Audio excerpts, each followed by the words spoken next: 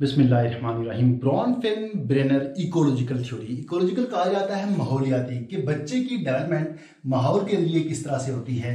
ब्रॉनफेन brainer एक psychologist थे जिन्होंने इस थ्योरी को डेवलप किया, इसलिए इस थ्योरी को कहा जाता है ब्रॉनफेन ब्रेनर इकोलॉजिकल थ्योरी। इन्होंने अपनी थ्योरी को 5 सिस्टम में 5 स्टेजेस में डिवाइड किया और इसको मुख्तलिफ सर्कल की मदद से एक्सप्लेन किया। इनके मुताबिक जो पहला सिस्टम है माइक्रो सिस्टम, फिर मेजो सिस्टम, एक्सो सिस्टम, मैक्रो सिस्टम और क्रोनो सिस्टम।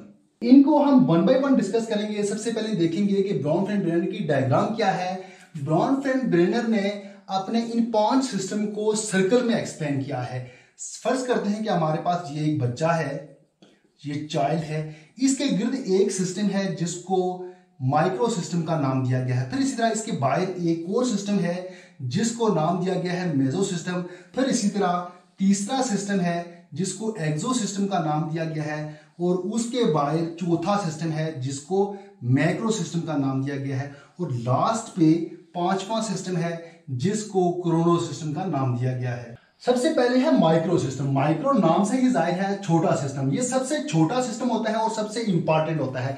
इसमें बच्चे का स्कूल घर ही होता है। बच्चा घर से भी सीखता है और स्कूल से भी सीखता है। घर में अपने वालिदैन से, अपने बहन भाइयों से, अपने दादा से, अपने दादी से, जितने भी लोग उसके घर में हैं उन तमाम लोगों से सीखता है और इसके साथ साथ स्कूल में भी सीखता है। स्कूल में अपने टीचर से सीखता है, अपने क्लास फेलो से सीखता है, अपने जो भी उसके दोस्त हैं उन तमाम लोगों से सीखता है। मतलब यहाँ क्या है कि यहाँ बच्चा स्कूल से भी सीखता है, साथ साथ घर से भी सीखता है, दोनों से अलग अलग सीखता है। इसके बाद नंबर 2 है सिस्टम नंबर 2 जिसको कहा जाता है मेजो सिस्टम।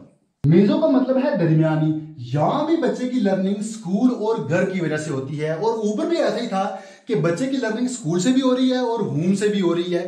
फर्क क्या है, यहां जब दोनों चीजें आपस में मिलती हैं तब जाके बच्चे की लर्निंग होती है। मसलन जब टीचर और पेरेंट्स की आपस में मीटिंग होती है और उस मीटिंग की वजह से बच्चे की जो लर्निंग होती है वो लर्निंग मेजो सिस्टम में आती है। जैसे यहाँ ऊपर हमने बात की कि स्कूल से अलग लर्निंग हो रही है और होम से अलग हो रही है, मगर यहाँ नहीं है। यहाँ ऐसे है school multiply by home. School और होम जब आपस में मिलेंगे और उस मुलाकात की वजह से जो लर्निंग होगी वो इस सिस्टम में आएगी। इसके बाद नेक्स्ट सिस्टम है एक्सो सिस्टम।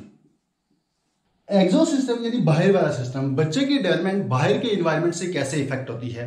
मसलन बच्चे के वालिदैन किसी एक शहर में रहते हैं और जॉब भी उसी शहर में करते हैं। उनकी जॉब चेंज हो जाती है, वो किसी एक शहर से दूसरे शहर में चले जाते हैं। पहले वो किसी और इन्वायरमेंट में रह रहे थे, अब वो किसी और इन्वायरमेंट में आ गए हैं। उन बच्चों पर उस नए इन्वायरमेंट का क्या असर होगा ये स्टडी की जाती है एक्सो सिस्टम में। इसके बाद नंबर 4 है मैक्रो सिस्टम। ये नाम से ही जाहिर है, मैक्रो मीन बड़ा सिस्टम। इस सिस्टम में मजहबी असरात खुद ब खुद बढ़ना शुरू हो जाते हैं। बच्चे दूसरे मुल्कों के लोगों से तल्लुकात बढ़ाना शुरू हो जाते हैं। मसलन जॉब के लिए कहीं और चले गए, किसी दूसरे कंट्री में चले गए, या फिर अपनी स्टडी के लिए किसी दूसरे कंट्री में चले गए तो वहाँ की सकाफत को अपनाएंगे, वहाँ के कल्चर को अपनाएंगे, उनके असरात उन पर पड़ेंगे। ये स्टडी किस सिस्टम में की जाती है, ये स्टडी मैक्रो सिस्टम में की जाती है। इसके बाद नंबर 5 है क्रोनो सिस्टम।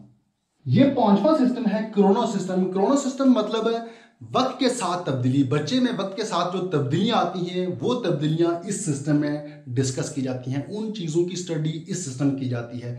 ये मुख्तसर सा टॉपिक था। उम्मीद करता हूं कि आपको समझ आया होगा। तो मिलते हैं नेक्स्ट टॉपिक में, तब तक के लिए अल्लाह हाफ़िज़।